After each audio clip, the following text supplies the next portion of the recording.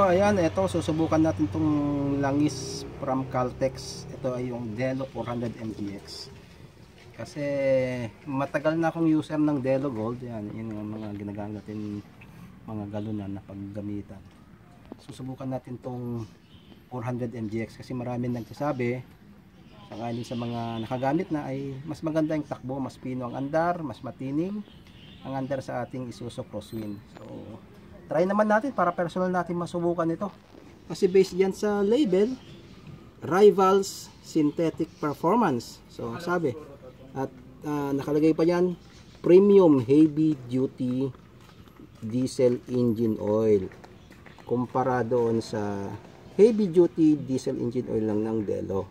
O ng Delo Gold. Pares naman silang Delo, of course. Pero ito ay 400 MGX. So yung formulation yan, yung mga additives, mas sigit na mas maganda siguro yan kasi doble ang presyo kaysa sa Delo Gold. So masubukan natin to, try natin sa ating sasakyan, sa Isuzu Crosswind na ating sasakyan, diesel engine. Ayos. So mag-check tayo kung maganda nga ang performance nito. Alright.